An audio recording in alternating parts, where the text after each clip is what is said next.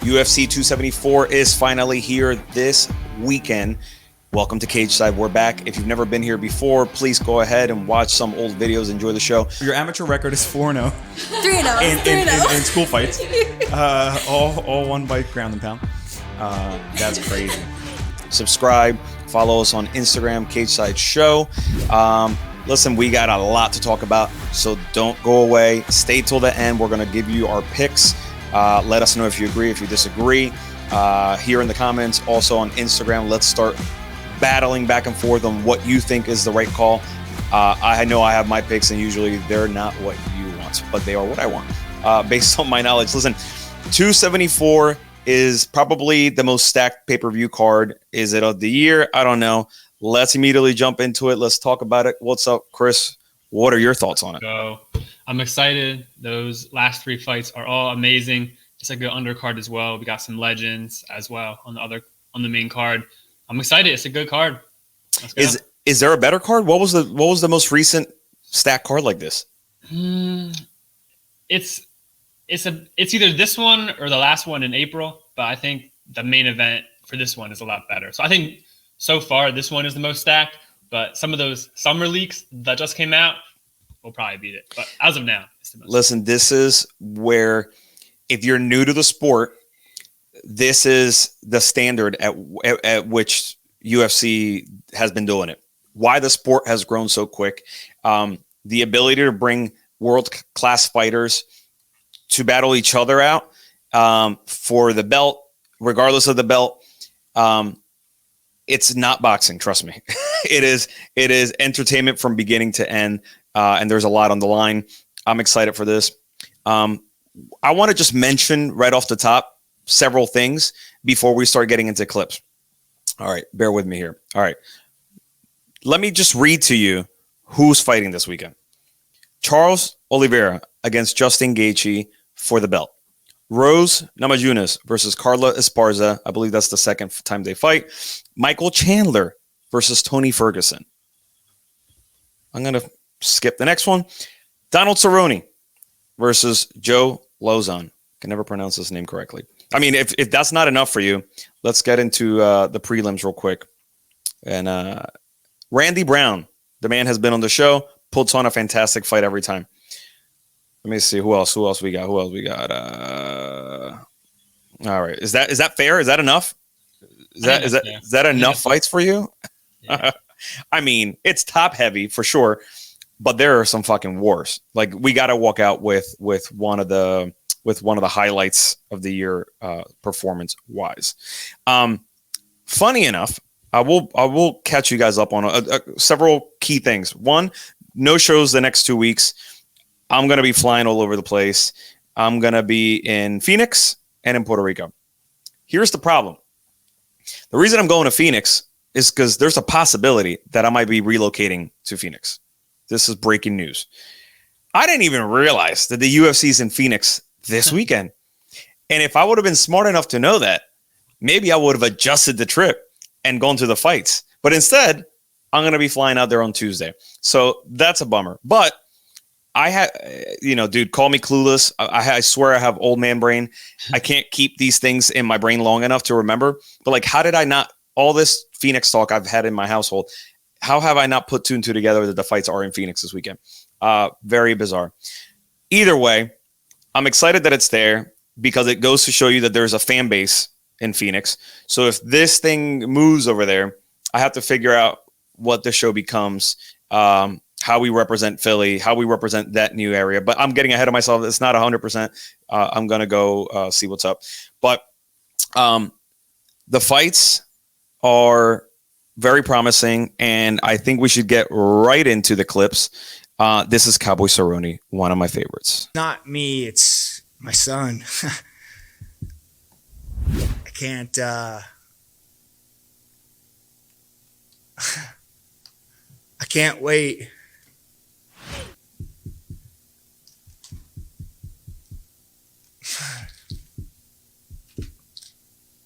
to walk out of that tunnel.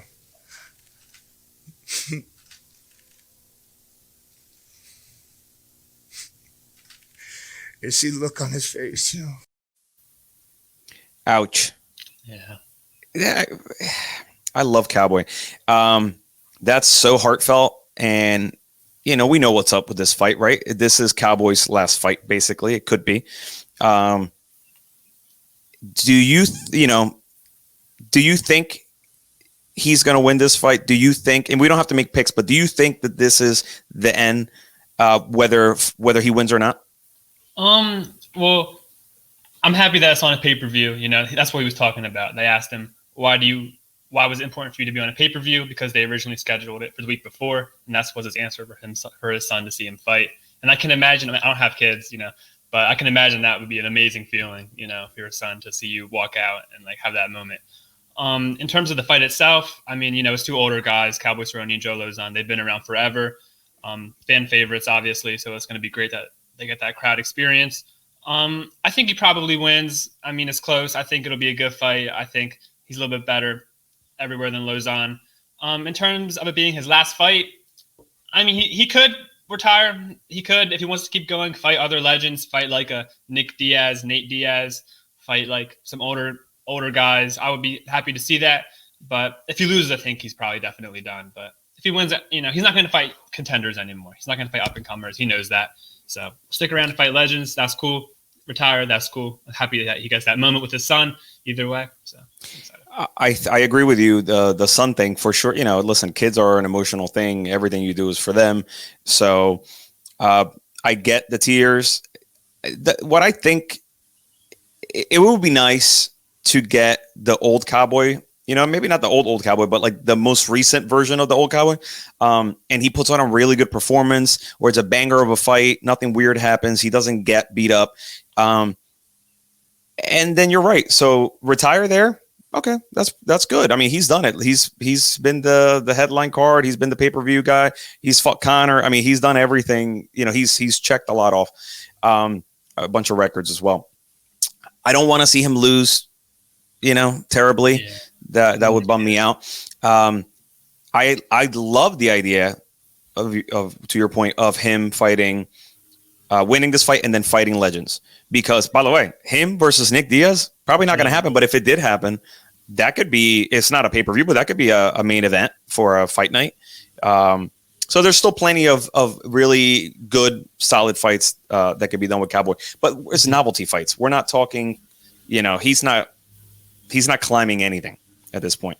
But for all of us who love Cowboy, it'd be nice to get him out of that rut that he's been in. All right, moving on to the more current fighters on this card. Somebody who has made a splash in the UFC. The white privilege line, we all got a big kick out of it. Everybody laughed, and then we brought it up to him today, and he doesn't find it so fun anymore. It seems like he's got a little chip on his shoulder, maybe a little anger towards the organization, I think, but maybe a little bit towards you as well. What do you make of that? I'm sorry, Tony, but that Dana White privilege line might be the funniest thing that has ever been said on a microphone in the context of mixed martial arts. He's right. I am his boss's favorite fighter. I am Dana's favorite fighter. Dana White privilege is not on the line here. I've already got it.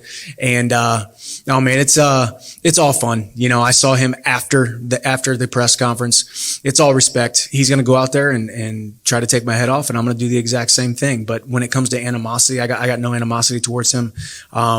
He's all business. Is it true? Is it blunder? Is it just words? Is it lip service? We don't know. All I know is Michael Chandler's a really good speaker. Yeah. Very, very clear, very exact with his words. But to say that I'm your boss's favorite fighter is a weird fucking cringy line, isn't it? Yeah, I mean, Chandler really isn't, witty with the trash talk, but he was trying. So yeah, it is what it is. That fight could be fucking fireworks. Yeah. What do you think it goes down as we hope? Yeah, I'm a massive fan of both Chandler and Tony. I was there in New York for the Chandler Gaethje fight. That was fantastic. I've been a huge Tony Ferguson fan for a while. He's probably my top 5 favorite fighters. It sucks that one of them has to lose and be on a losing streak. So, yeah, I think it'll be great. I think it'll be a great fight. I mean, they're both exciting. It's a little worrying, Tony's recent performances. He's 38. He's not young. He's taking a ton of damage. But, I think he still is as tough as hell. He's still the same guy. So, I don't know. Well, it'll be exciting. Tony hasn't looked like Tony Ferguson in a very long time. which is a shame. But I'll tell you this: maybe one of the very few most able to take torture without quitting. The guy can't quit. So has he been knocked out? He was knocked out in the Gaethje fight, standing TKO, just like but in the last minute. But that doesn't really count. He hit 400 shots before. I was gonna say that was a mercy kind of like. He could have kept going. And he shouldn't have, which is right. But I'm saying like one punch KO kind of what Chandler's going to bring to the mix. You know, Chandler's explosive, and between the wrestling and those overhand, Chandler kind of reminds me a little bit of when Tyron Woodley was on top of the game, and he would throw these overhand bombs, you know, that would just knock anybody out if he caught him right. So I think Chandler brings that to the mix. This should be a fight of the night for sure. It can be. I don't see either of them getting knocked out, to be quite honest. I see it as a battle. So now, speaking of the man, the Mexican badass El Cucuy. I'm gonna go in there. I'm gonna do what I do best, which is compete. I'm gonna be the first one out there on my foot on the line, like in wrestling match. I'll shake my opponent's hand beforehand. I'll look at him in the eyes. I don't want to hurt this guy, but I'm gonna go out there and I'm gonna hurt this. This is a hurt fight game. And I got all the things that I really need. I got blades and shades, all day, which I'm going to bring in there. And this kid doesn't like to be cut. So I'm going to go in there. I'm going to test his will. I'm going to break him. I've seen him break before. I know exactly where he's going to be. I know where he's going to be standing, where I'm going to hit him. And I'm going to take his ass down, and I'm going to finish.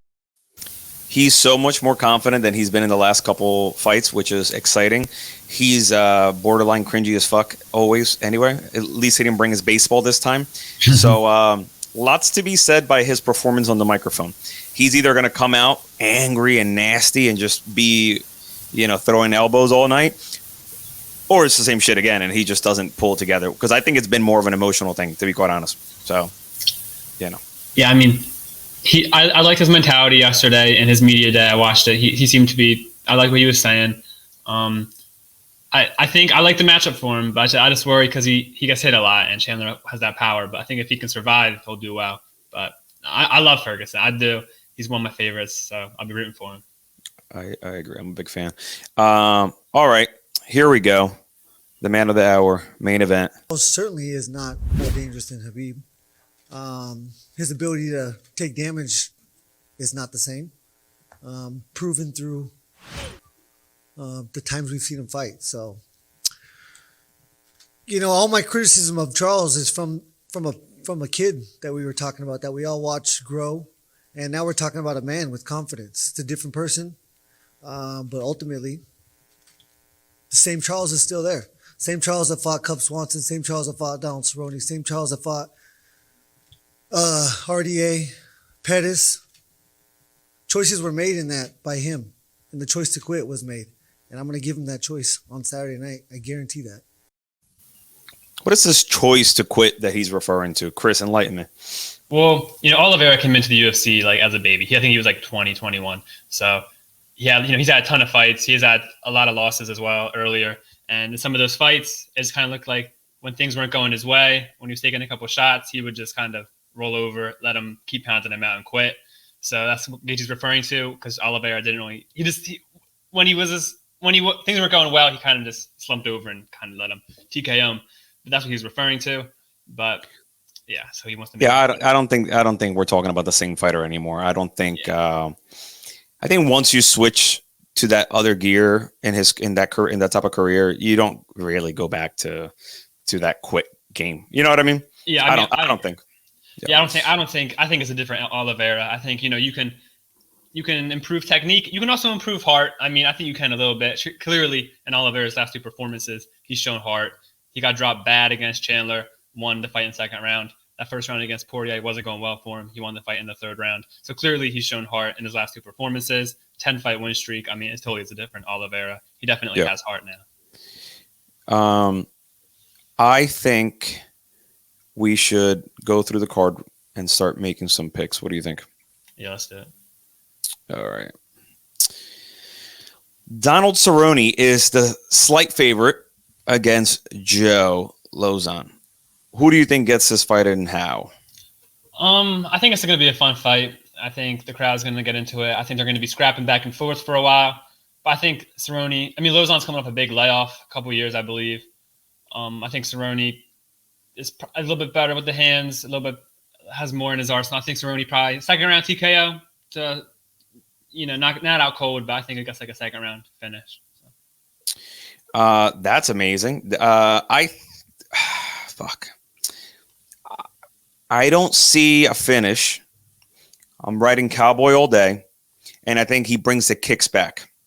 He takes advantage of his kicking arsenal, which when Cowboy was relying on that, and I mean, we're talking about some beautiful fucking craft work in there. So I think he brings back some of those key tactics that make him so great to watch. But I don't think he gets the finish. That's just me. All right, moving on. Mauricio Rua versus OSP. What are your thoughts on this one? I'm not too well versed in either of them. They're both a little bit past their peak, obviously, late 30s. It's a rematch. OSP won the first fight by, I believe, like really early KO. And I think in their last couple of fights, OSP has shown that he still has a little bit more in the tank. He won the last fight by KO. I think he'll probably win this next fight by KO early, probably. But, I wouldn't bet on it. I'm not really sure. So. Number one, why the fuck is this sandwiched in between Cerrone and Chandler? Yeah, it should be Brown Williams, I think. Dude, it's such a weird choice to have put this one in there. Sometimes I wonder, and I know it's behind the scenes, there's reasons for why they move them around. It just seems like kind of a buzzkill if you're watching Cerrone and then you're pumped for Chandler. Like maybe this fight is like the time where you get up and go get a drink. Maybe that's all it is. Sorry, OSP. I'll be doing a refill at that moment. OSP, I think, gets it as well. I think also a finish. Moving on, Michael Chandler, number 5 in the lightweight division versus Tony Ferguson, who's number 7. Michael Chandler, minus 410 at the moment versus a plus 310 for Ferguson. So Chandler, the favorite in this one. Who do you have and how? All right, so in Ferguson's last 2 fights against Oliveira and Dariush, he got out-wrestled. They just wrestled and held him down, really. Chandler's a really good wrestler as well, so I think he could probably do that, but Chandler really prides himself on being exciting. So I think he's going to want to stand up with Tony Ferguson, and they're going to have a stand-up fight. I think Chandler, we know he has really good power. Ferguson gets hit a lot. I think Chandler hurts Tony really badly in the first round. Tony gets dropped. He's rolling all over the place, going crazy, spazzing out. I think he survives. I think we see Chandler looking gassed. I think Ferguson pours it on in a second. It's a really great fight. Everyone's excited. Then I think in the third round, Tony Ferguson gets a submission on a gassed out Michael Chandler. Ferguson's pouring it on. So I'm visualizing it because I want it to happen. So for Tony Ferguson, third round submission, champ shit only. Let's go, Tony. Please. I don't need to see the fight. I just saw the whole thing. I mean, you did a fantastic job at breaking it down. I saw him rolling on the ground, trying to grab the leg. I mean, I visualized all this. I'll add a thing and I'll take out a thing. I love what you're saying. I agree with it. I think as Chandler starts to gas against the fence, Tony starts landing elbows, cuts him up a bit. Yes. It becomes a bloody kind of, oh shit, Chandler's hurt, that type of vibe. I don't think Ferguson gets the finish. I think they both survive and it goes to a decision. And I can see Ferguson getting it. I can see especially because he's going to perform better towards the end, which we know that's a big deal. So love your breakdown. I say ride with Chris all the way on this one. But if you want to go with a different ending scenario, go with my little caveat there. But an exciting fight, I think we agree on. Moving on to 2 championship fights, Rose Namajunas versus Carla Esparza. I'm not so excited about this fight, but what do you think? Yeah, sorry for not showing any clips of Rose, but you know what she's going to say anyway. She's going to say that she's the best. That's her thing. And she is, I think, the best. So it's a rematch from 8 years ago when Rose was early 20s. Carla Esparza got a submission in the third round. So I don't think it's going to be the same thing. I think Rose has improved a ton, obviously. I mean, she was super young the first time So I think Esparza, she's going to wrestle. She's going to try to wrestle. I think she probably gets Rose down once or twice for a minute or two, but I don't think she's going to be able to wrestle for 5 rounds or get a finish or do what she needs to do to win the fight. I don't see her finishing Rose on the feet or on the ground, and I don't see her wrestling for enough for 5 rounds. So I think Rose, decision, late finish maybe, and Esparza's tough. So I'll go Rose 49-46 maybe, but I think she should pretty easily win this fight. If anybody is appreciating our fake bird sounds that we're adding into this show, you can thank Chris for adding that soundtrack. I don't know where he's at ever. I feel like he's in. Yeah,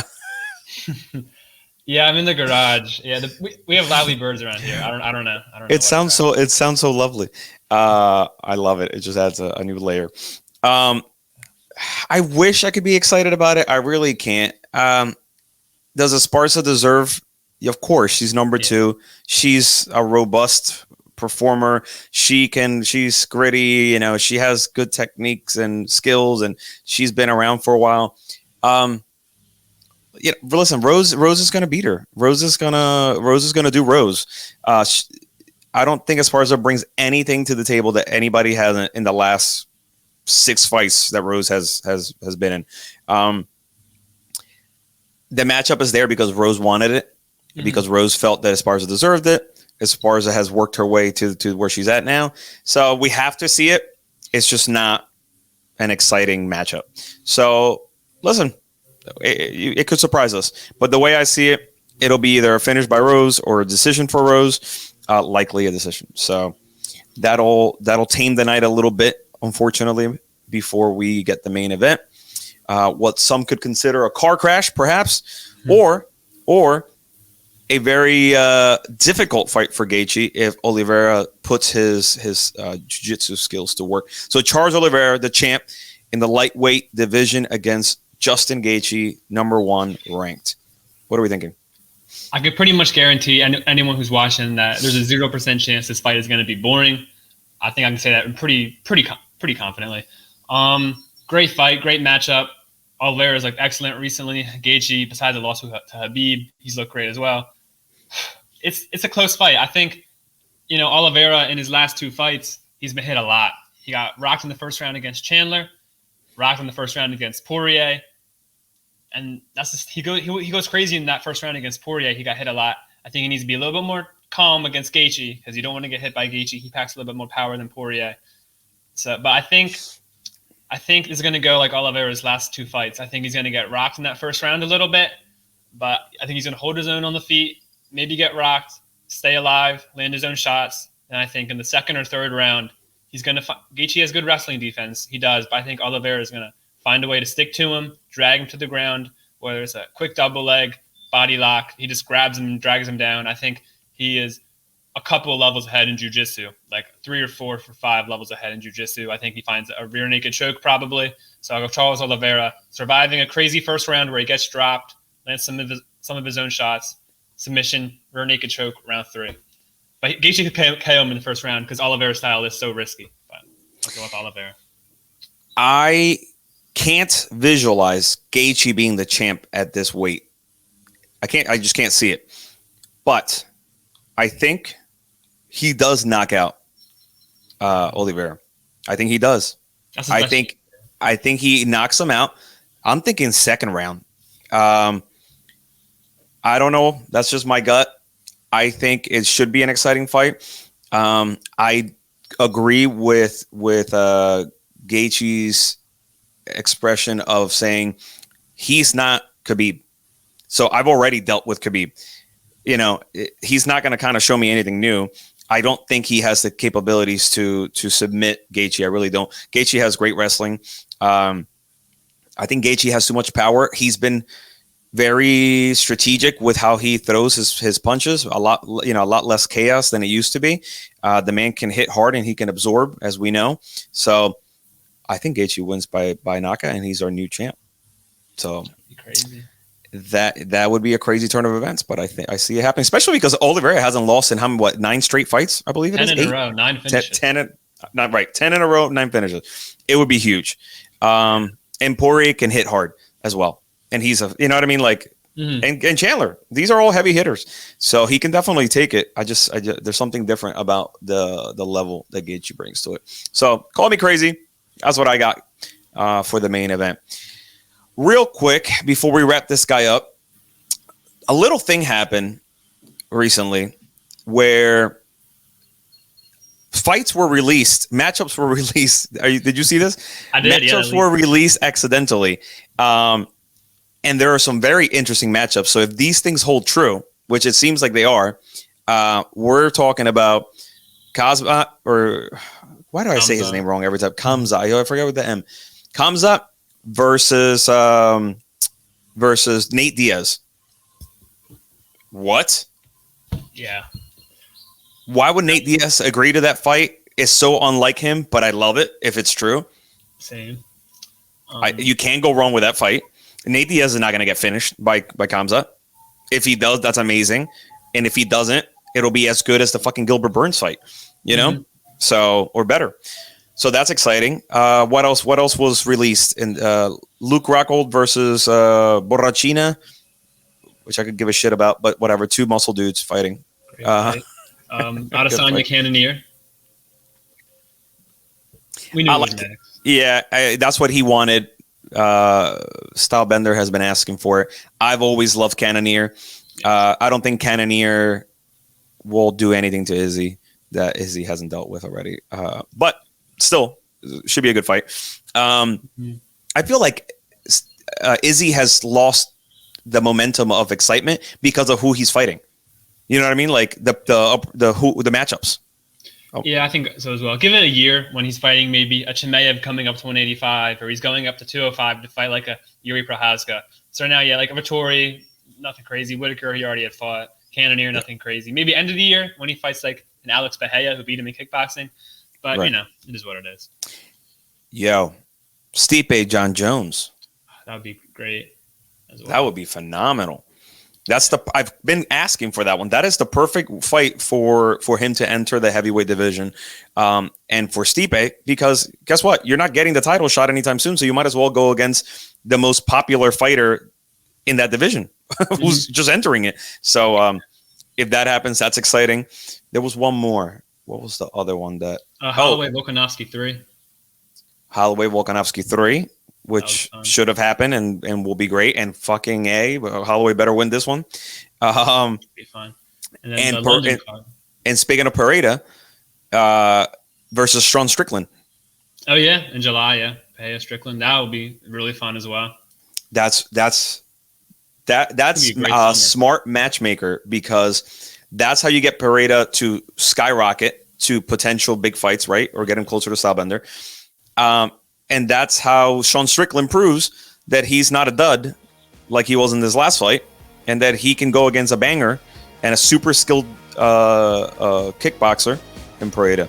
So all those fights seem amazing. So we'll see how it shakes out. But you're right. Great summer. Hell of a summer, brother. So listen, any final thoughts before we wrap it up? Excited for the fights this weekend. I'm really just my number one. I hope Tony Ferguson does well. Even if he loses, I hope it's a good performance. Really excited for Oliveira Gaethje as well. That's going to be crazy. So happy with all these new fight announcements. And yes, it's a good. The last couple weeks weren't maybe great, but it's picking up steam again with some massive fights. So I'm excited. Let's go. My man. All right, people. You've made it through the video, I hope. Congratulations. Subscribe, because as I posted not too long ago, most of our viewers are not subscribers. Our numbers are dwindling, and it's your fault because you're not sharing it. Share it. This is beautiful. This is beautiful talk. This is exciting. This is it's like a family gathering of fight talk. Listen, the fight's in Phoenix this weekend. I have a good feeling about it. It's going to be phenomenal. Subscribe, watch, enjoy the fights, crack a drink on our behalf. I'm out.